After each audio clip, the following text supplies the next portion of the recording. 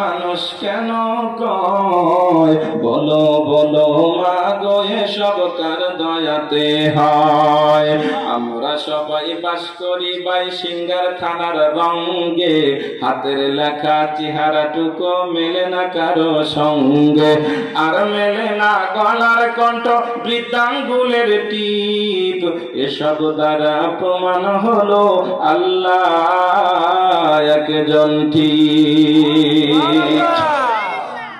আরে আল্লাহর বান্দা বান্দীরা, মধু বল্লাগুলো বাসা বানানো শেষ করে ফেললো।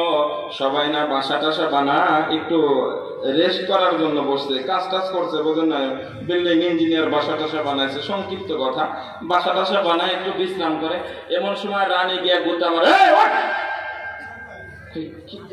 এরকম করতেছো কা? রানী হয়েছে তো মাতবার হয়েছে তো আমগোতে কাজ করাবে না, এমন করতেছো কা?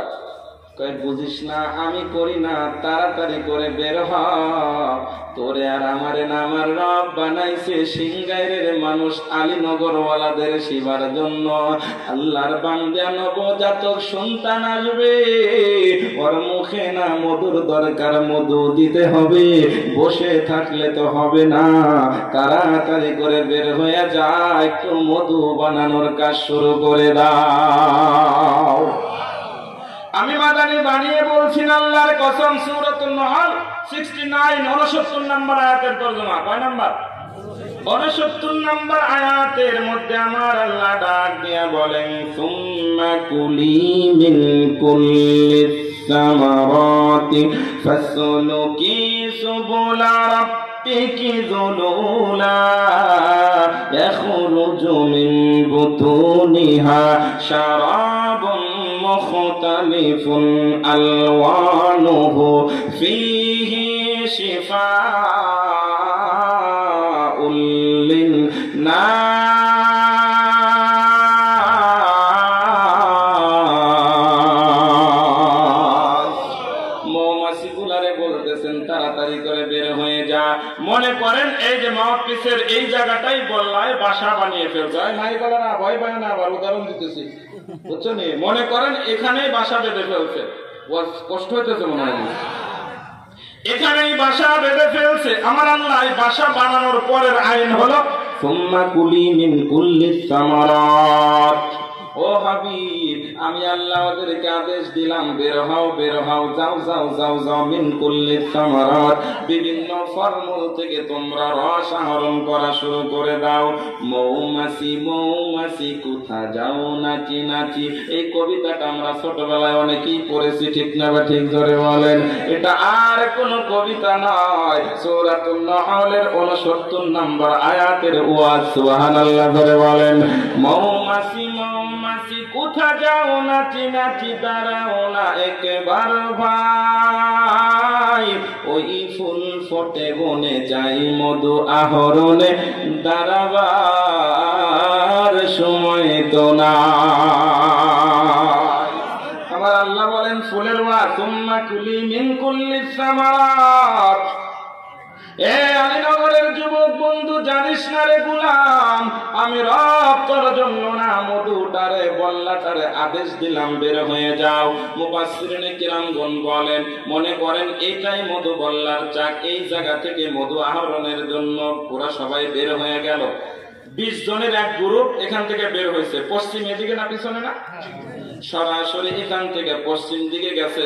দোস্ত তাহলে চল আমরা কয়েকজন ওই সারাইল বাজারের পাশে, এখানে তো আবার গরু টরু জমা হয় বেশি, এই বাজার পার হয়ে না ওই পাশে অনেক বড় ফাঁকা একটা জায়গা আছে, সর্ষে ক্ষেত আছে, চল আমরা ওখানে যাই, ওখান থেকে কিছু মধু রস টস নিয়ে আসি। এই জায়গা থেকে বের হয়ে সরাসরি পশ্চিম দিকে রওনা হয়। সুবহানাল্লাহ। সারাইল বাজারের পশ্চিমে যায়, দেখে ওখানে রস টস আর নাই, ভালো কিছু পাওয়া যায় না। কয় দোস্ত তাহলে কি করা যায় রে? কারণ রানী বইলা দিছে রস ছাড়া কিন্তু চাকে যাওয়া যাবে না, বাটাম সাথে ফেলবে একদম। তাহলে কি করা যায়? সরাসরি পশ্চিম থেকে উত্তর দিকে চল যায় সিঙ্গারের পাশে না সুয়াপুর বাজারের পাশ দিয়ে অনেক বড় চক আছে, ধামরা এলাকা, ওটা ধনী এলাকার মানুষ, ওই এলাকায় যাই চল। সরাসরি ওই জায়গা থেকে সরাসরি উত্তর দিকে রওনা হয়ে গেল। ধামরায় যায় মধু খুঁজতেছে, রস খুঁজে পায় না, পাগলের মতো শুরু করে দিল, কি ব্যাপার পাই না। এখান থেকে চল সরাসরি আমরা সিলেট চলে যাব, জাফলং এ পাহাড় এলাকা আছে, ওই জাফলং পার হয়ে বর্ডার পার হয়ে না আর একটু সামনের দিকে চলে যাব, ওই জায়গা থেকে আমরা মধু আহরণ করব। সরাসরি পূর্ব দিকে চলে গেল, জাফলং সিলেট পাহাড় অঞ্চলেও খুঁজে পায় না, ওই জায়গা থেকে আবার চিটাগাং সীতাকুণ্ড পাহাড়ের মধ্যে যায়, ওই জায়গা গিয়ে সামান্য কিছু রস যখন পাওয়া যায়, এ আল্লাহর মুহাব্বতের বান্দা বান্দিরা, আমি মাদানি বানিয়ে বলছি না, জানা মধু বল্লার জীবন ব্যবস্থাটা কেমন।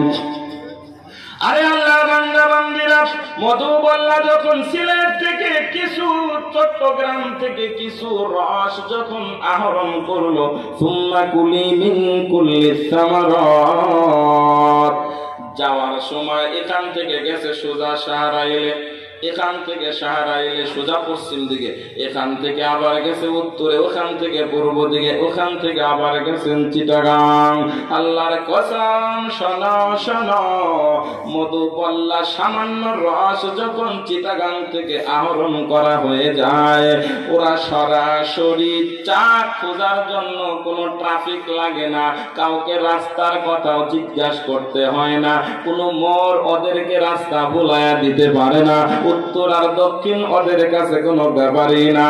যাওয়ার সময় এলোমেলো হয়ে পাগলের মতো খুঁজতে খুঁজতে রওনা হয়, কিন্তু আসার সময় রস নিয়ে চিটাগাং থেকে সরাসরি ফেনী, কুমিল্লা, সায়দাবাদ, হানিফ ফ্লাইওভারের উপর দিয়ে, বোঝেন নগদ টুল টক্স নয়, টাকা তোর দল লাগে না, বোঝেন, হানিফ ফ্লাইওভারের উপর দিয়া মাশাআল্লাহ সরাসরি সিঙ্গারের মধ্যে আলীনগরে আপনাদের এই মধু বল্লা চাকের গ্লাসের সামনে, ওদের ফ্ল্যাটের সামনে এসে উপস্থিত হয়ে যায়।